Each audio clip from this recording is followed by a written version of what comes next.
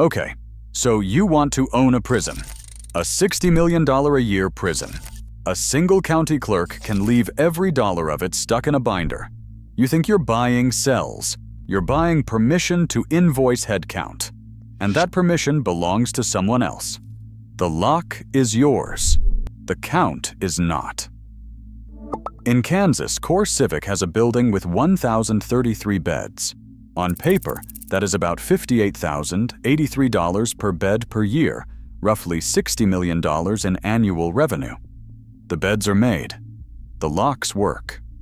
And the intake is delayed because a local permit dispute decided the count stays at 0. That's the asset. A rich buyer standing at a zoning counter, holding a special use permit application, while 1,000 empty bunks wait for permission to become money. So no, you didn't buy a prison. You bought a paid waiting room that only charges rent when the government sends someone to wait in it. And the first rule of this business is simple. The bed doesn't matter until someone else gives you the count. Before you can lose money on the beds, you have to choose which version of permission you want to buy. So let's look at what's actually on the menu. Tier 1 is the easy one. You don't buy a building at all. You buy public stock in Core Civic or GEO Group. Lowest friction, no razor wire, no payroll, no clerk at a zoning counter holding your future. The bruise, you own the promise, not the permission. You're a passenger on someone else's contract list, and you never see the binder where the real decisions get stamped. Tier 2 is a real facility. Core Civic paid $67 million for Farmville, 736 beds, an ICE intergovernmental agreement, expected to throw off $40 million a year. That's about $54,348 of cost per bed against revenue that has not arrived yet. Looks like 1.7 times revenue. Clean. But you paid that $67 million in cash before a single body walked through the Sallyport. And the bruise is buried in the contract. That agreement expires in March 2029. You're not buying a perpetual machine. You're buying a countdown printed on someone else's calendar. Tier 3 is the smarter shape, if you can see it. GEO paid $60 million for a facility with 770 beds in San Diego, replacing a $5 million annual lease with about $57 million in annualized Marshal Service revenue. What were they actually buying? Not the walls. The walls are ordinary. They were buying a box next to a federal courthouse. Proximity to the courthouse is the asset. The concrete is just where it sits. Move that same building 40 miles and the revenue evaporates. And what does the exit look like? GEO sold a facility in Lawton to the state of Oklahoma for $312 million. So the menu has a hidden line nobody prices in. The state itself can become the buyer who takes the cage off your hands, but only if the state wants it that year. Across all 3 tiers, the same truth holds. You're not buying occupied beds. You're buying the possibility of occupied beds. Now you've closed. Welcome to the first bill. You tour the property with your lenders, walking past the coiled razor wire and the dormant light on the guard tower. And you slowly realize 3 different people are holding keys, and none of them is you. A city clerk holds the permit. An ICE scheduler decides which buses arrive. A contracting officer decides whether the contract renews next cycle. You hold the deed and the debt. 3 keys, 3 strangers, and the owner standing in the parking lot with neither. And the debt does not wait for the population. The staff clock in before the inmates do. You're paying guards, insurance, food contracts, medical staff, transport, and basic idle readiness.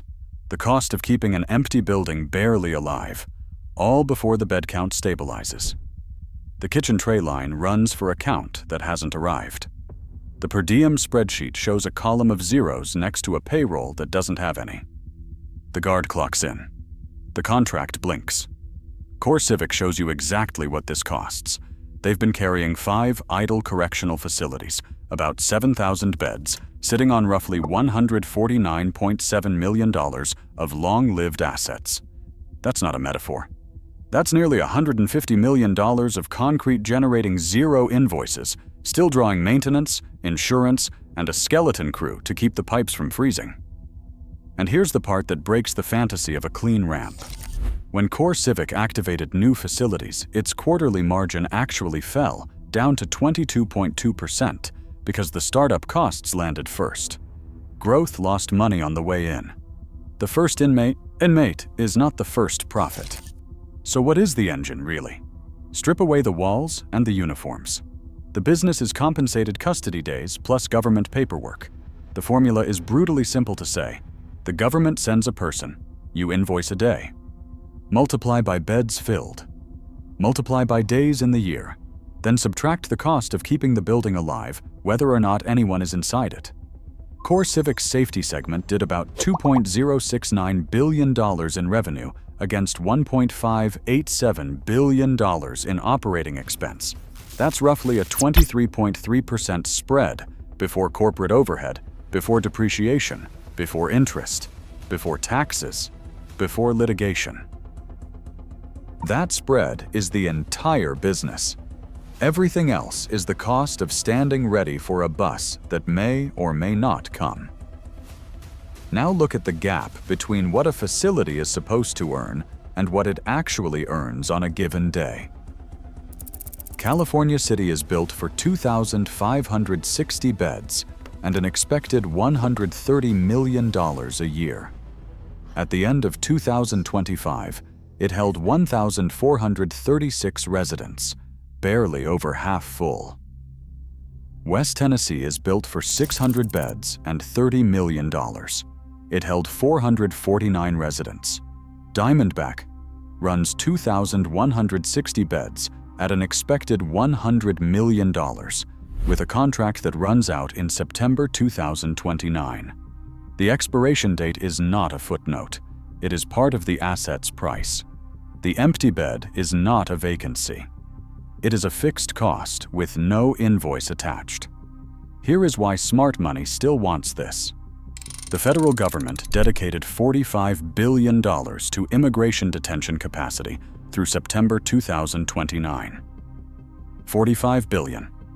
And the business now follows the person out the door.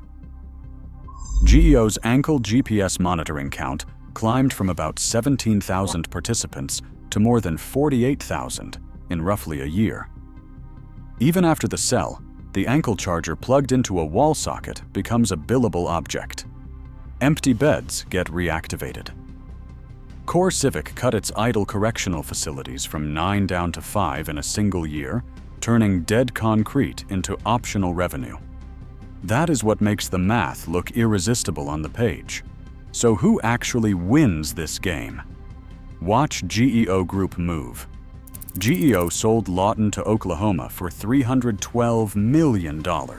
They did not take that cash and buy more buildings for the romance of it. They expected about $222 million in net proceeds, used it to chip away at $1.65 billion in debt, and bought the San Diego box for $60 million. They sold the full cage and kept the channel. That is the whole secret. The professional is not betting on concrete. They are holding the government relationship, the contract mix, immigration and customs enforcement, the marshals, state contracts, monitoring, the compliance machinery, and the debt capacity to keep idle facilities barely breathing while they wait for the political wind to turn.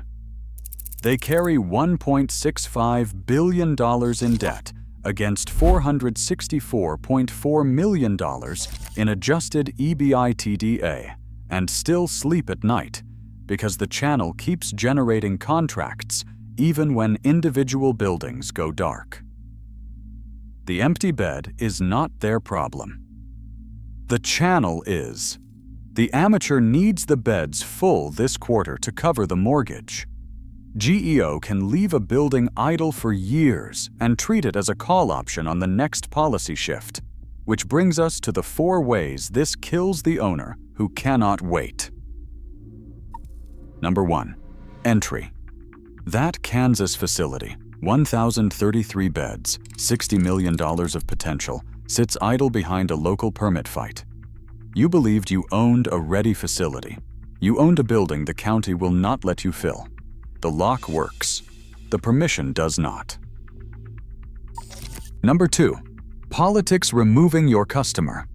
The Justice Department was ordered not to renew private prison contracts. The Bureau of Prisons confirmed its last private prison contract ended November 30th, 2022. You believed federal demand was permanent. One signature, and a federal customer simply stops existing. The inmate left. The mortgage stayed. Number 3. The eraser in the contract. Federal acquisition rules allow termination for convenience. The government can stop the work whenever it serves the government's interest. CoreCivic's own filings say most facility contracts can be terminated without cause. You believed a signed contract was an asset. You hold a revocable invoice path, and your exit value depends on the next buyer believing in the same permission you do. You bought the paper. They kept the eraser. Number 4. The labor you thought was cheap.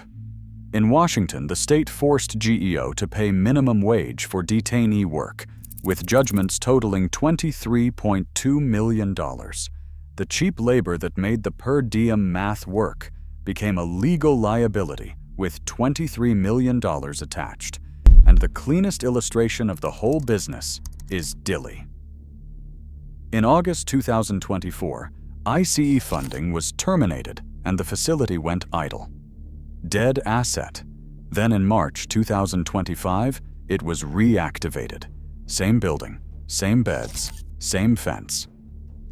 The only thing that changed was a policy decision made by someone who does not own it. That's a good year and a bad year in one address. A good year is not everything works. A good year is a list of conditions that must all stay true at once. ICE, marshals, and state demand keep filling the beds. New contracts stabilize past the startup losses, and your labor and legal costs stay inside the per diem. A bad year does not mean the building burns. A bad year is a permit delay, a termination notice, a court wage ruling, or a single policy reversal, while the debt, the staff, the insurance, and the maintenance on $150 million of concrete all keep arriving on schedule. The bed's empty. The bills do not. The mistake is thinking you bought a prison. You bought a permission slip with a mortgage attached. The walls are the only part you actually control, and the walls are the part that earns nothing.